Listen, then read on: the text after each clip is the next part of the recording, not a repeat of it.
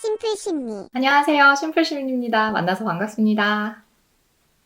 오늘은 대인관계에 대한 이야기를 하려고 합니다. 많이들 경험하시는 대인관계 변화를 살펴보면은 연령이 올라가면서 친구 사귀기가 어렵다 이런 얘기들도 많고 유지되던 관계들도 점점 줄어든다.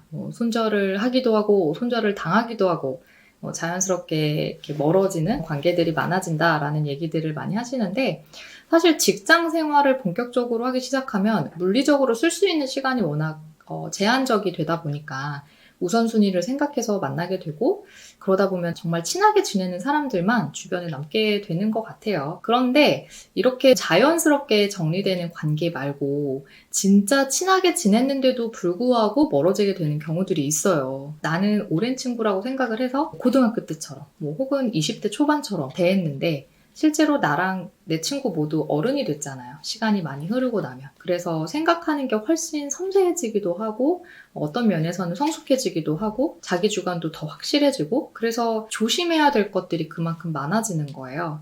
근데 우리가 의외로 조심하지 못하는 면들이 있어서 오늘은 어떤 점들을 주의해야 될지 그 팁에 대해서 이야기를 해보려고 합니다.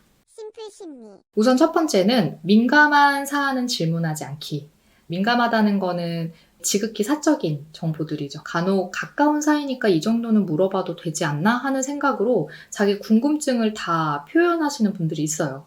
그런데 사람마다 수용할 수 있는 자기 개방의 범위가 서로 다 다르거든요. 그래서 나한테는 오픈하는 게 전혀 문제가 되지 않는 질문들도 타인한테는 결례가 되는 질문이 될 수 있어요. 예를 들어서 직장 생활을 하게 되면 직업군이나 회사에 따라서 소득차가 생기는데 이런 걸 궁금해하는 분들이 있습니다. 친구들의 월급 이런 것들. 그래서 대놓고 너 얼마 버냐? 혹은 배우자 월급을 묻는다든지 아니면 너 얼마 모았냐 이런 것들 물어보시는 분들이 있습니다. 그리고 저의 경험을 비추어 봐도 제가 젊었을 때를 생각해 보면 시험이나 면접 같은 거 많이 보잖아요. 한창 취업할 때. 그러면은 결과가 나오는 날을 이렇게 기억했다가 그 당일이 됐을 때 이렇게 손살같이 연락을 해서 물어보는 친구들도 있었어요. 좋은 소식을 알리게 되는 상황이 되면 상관없어요. 근데 반대 상황이 되면 친구 같다는 느낌이 아니라 약간 옵저버 같이 느껴지는 거예요. 응원하는 마음에서 관심을 주는 거랑 내 행보를 단지 궁금해하는 거엔 차이가 있다고 생각을 하거든요. 물론 미묘한 차이일 수 있지만 질문을 듣는 사람 입장에서는 나를 생각해 주는 거랑 나를 염탐하는 거, 그 욕구가 구분이 됩니다. 그래서 상대가 먼저 공유하지 않는 사적 정보들에 대해서는 가능하면 질문을 하지 않는 게 예의가 아닐까라는 생각을 해요. 심플심리. 그리고 두 번째는 친구가 오픈했더라도 약점은 들추지 않기. 이건 제가 굉장히 중요하게 생각하는 대인관계 원칙인데 친한 관계에서는 오픈 범위가 되게 넓잖아요. 망신살을 당했던 일들이라든지 내 가족이나 내 애인, 내 배우자를 흠잡게 되는 얘기들도 하게 되고 누워서 침 뱉기이지만 나만 알고 싶었던 얘기인데 감정에 취해서 위로받고 싶은 마음에 이야기를 하게 될 때도 많이 있어요. 근데 막상 이런 얘기들은 해놓고 나면 후회가 되기도 하잖아요. 괜한 얘기를 했나? 창피하기도 하고 친구가 나를 어떻게 생각할까? 친구가 우리 가족을 어떻게 생각할까? 이런 후회가 되기도 하고 그래서 저는 정말 친한 친구라면 이런 얘기들을 친구가 개방을 했을 때 잘 들어주고 헤아려주고 공감해주는 건 맞지만 그 이후에는 절대 그 얘기를 먼저 꺼내지 않는 게 예의라고 생각을 해요. 간혹 드문 비중이긴 한데 이런 얘기를 갈등이 생겼을 때 서로를 비난하는 소재로 사용하거나 농담거리로 삼는 경우들이 있거든요. 저는 그런 관계는 그냥 끝났다고 생각합니다. 저라면 그냥 끊을 것 같아요. 친구라는 관계가 힘든 얘기 서로 공유하고 위로받는 관계지 약점을 잡고 약점을 잡히고 이런 관계가 아니잖아요. 그래서 아무리 친한 관계라도 상대의 아픈 곳을 내가 먼저 대화 주제로 삼는 것은 진짜 큰 결례라고 생각을 해요. 심플심리. 그리고 세 번째는 지적, 평가하지 않기. 이거는 손절하게 되는 요인 중에 누구한테든 탑3 안에 들지 않을까라는 생각이 드는데 오래 봐왔던 친구들, 20년, 30년씩 된 친구들을 생각해보면 서로에 대한 정보가 엄청 많잖아요. 누적되어 왔던 얘기들이 많으니까. 근데 정보만 많은 게 아니라 이런 정보들을 공유하면서 내 나름대로는 친구에 대해서 분석을 하고 이렇게 개념화를 하게 되거든요.